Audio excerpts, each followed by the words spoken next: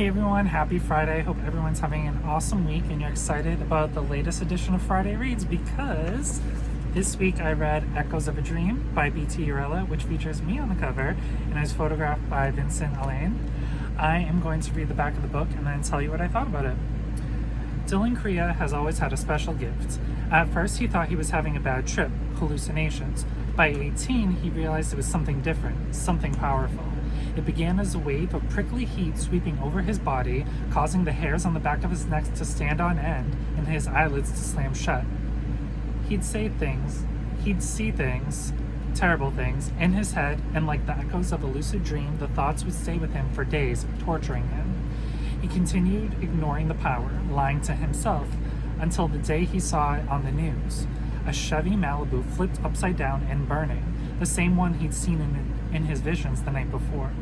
After a few years away at college, unburdened by these visions through alcohol abuse, Dylan reaches graduation and starts a successful vinyl and comic book store with his best friend.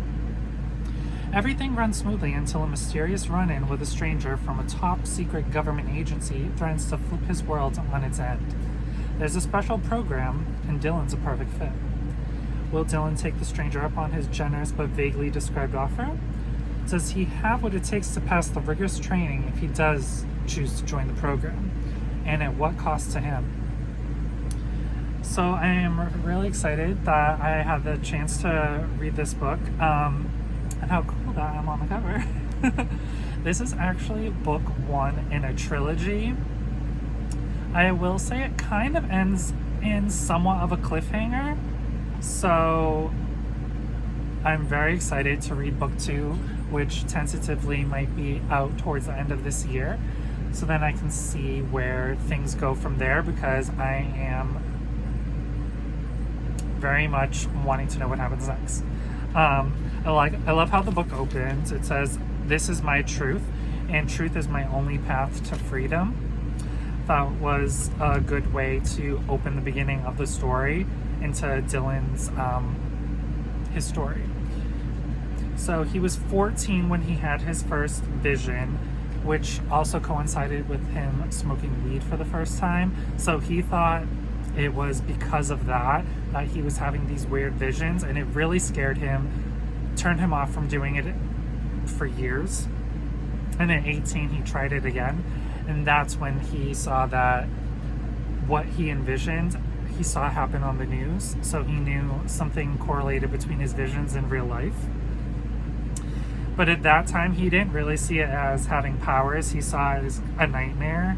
The whole process of getting the visions and then experiencing what those visions felt like.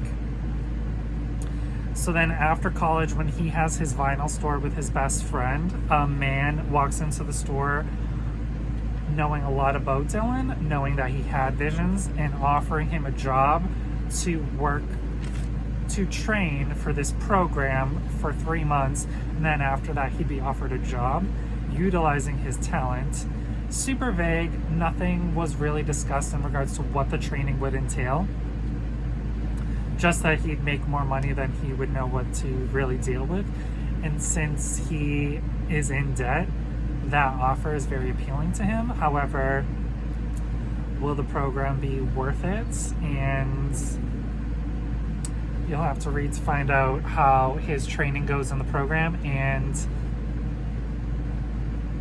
how that whole scenario delves out through the 3 months. And I'm not going to spoil it for you, so I'm kind of going to leave it there. But while he is in training, it's just really difficult for everyone in the training program, and he feels like he's in darkness and just kind of miserable in a way.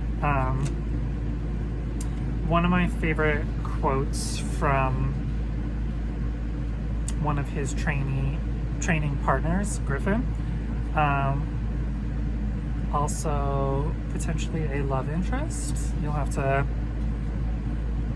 see how that flushes out. Sometimes failure says more about you in these occasions than success.